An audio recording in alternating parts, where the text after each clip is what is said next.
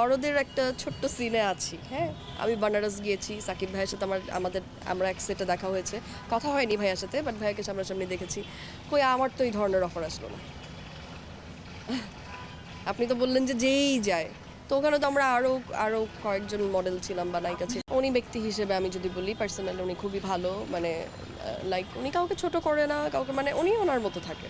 উনি ওনার সেটে যখন থাকবে, উনি যখন শুটিং করে, উনি ফুল ওনার ডেডিকেশন লেভেল আমি দেখেছি সামনাসামনি। সো উনি যখন অ্যাক্টর, অ্যাকচুয়ালি অ্যাক্টরই ক্যামেরার সামনে, তখন তার সামনে পিছনে ডানে বামে কে আছে কি হচ্ছে কিছু দেখার টাইম দেখা তো হয়েছে, দেখা হচ্ছে, কথা হয়নি, কথা হয়। কথা হয়নি, সেটে দেখেছি, সেটে খুব ইচ্ছে হয়নি শাকিব খানের সাথে একটু কথা বলি?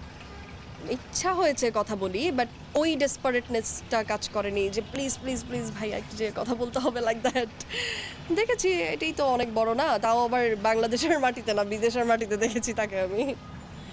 লিভ টুগেদার, একটা ছেলে একটা মেয়ে উইদাউট ম্যারেজ একটা বাসায় থাকছে, এটাই তো লিভ টুগেদার, থাকছে, শারীরিক সম্পর্ক করছে বা থাকছে, মানে হাজব্যান্ড ওয়াইফ কাইন্ড অফ।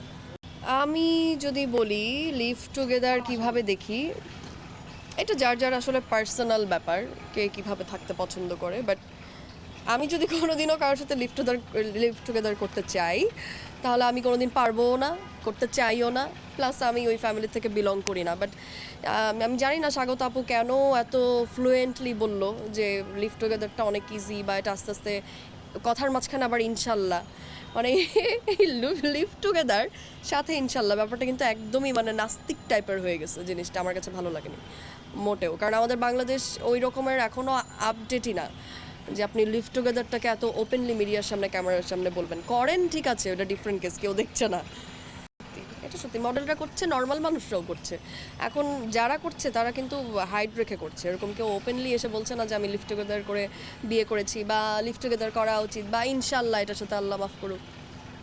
মানে আর গ্রাম থেকে যারা আসে, মানে আপনি আপনি দেখবেন ম্যাক্সিমাম নায়িকা বা নায়িকা না, বা নায়িকা এটা একটু বেশি হয়ে গেছে, নায়িকা বা মডেল, মানে যারা অনেক বেশি সফল, দেখবেন ওদের ঢাকায় 4-5টা ফ্ল্যাট আছে, গাড়ি আছে, এটা আছে, এরা কোত্থেকে আসছে বলেন তো? এদের ফ্যামিলি কোথায়, বাবা মা কোথায় দেখেন কোনো দিনও? এরা কিন্তু আসলে গ্রাম থেকেই আসছে, কারণ ওরা এগুলো করতে পারে ঢাকায় এসে, বিকজ তাদের এখানে দেখার কেউ নাই, মানে ফ্যামিলি মেম্বার তো জাজ করবে পরের কথা, গ্রামের থেকেই আসছে, এসে হয়তো বড় বড় 2-4-5 জনের হাতে পড়ে, একজনের হাতে প্রপারলি পড়ে, তারপর সেই হয়তো যে কোনো কিছুর বিনিময়েই ওকে উঠায় দেয়, এটাই করে। এটা কিন্তু not only for model actress, এটা নর্মাল মেয়েরাও করে ঢাকার বাইরে থেকে যারা আসে। ওর ক্যাপাসিটিতে ছিল, এটা ওর লাকে ছিল, ও করতে পেরেছে, বলেন ওর মতো কয়জন করতে পেরেছে?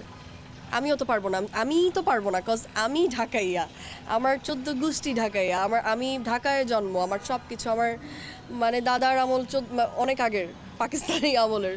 আমি কি চাইলে পারবো? আমি কিন্তু পারবো না। না, এটা হাইপ বাড়ার কিছু না, যে হাইপে থাকার সে যে কোনো কাজ দিয়ে বা যে কোনো ব্যাপারেই হাইপে থাকতে পারে, বাট বিয়ের ব্যাপারটার জন্য না। ওর হয়তো জিনিসটা বারবার বারবার করে ক্যামেরার সামনে আসছে, মিডিয়াতে আসছে, এর জন্য ওর হাইপটা একটু বেশি হয়েছে, বাট আগের থেকেই তো হাইপেই ছিল। আচ্ছা, আমি যখন ড্রিঙ্ক করব কারোর সাথে বা বসে ড্রিঙ্ক খাবো, আমি তো জানি এটা আমি ড্রাঙ্ক হওয়ার জন্য খাচ্ছি, আমি জেনে শুনে খাচ্ছি না। আর ড্রাঙ্ক হয়ে যদি আমি ইন্টিমেট কোনো কিছু করি অ্যান্ড তারপরে যদি আমি প্রেগনেন্ট, তার মানে আমি জেনে শুনেই আমি করেছি, তাই না? এটা টোটালি আমার মনে হয় intentionally, but I am not sure, I am not জাজিং এনি ওয়ান, বাট এটা আমার সিক্স সেন্স বলতেছে। আচ্ছা, আমি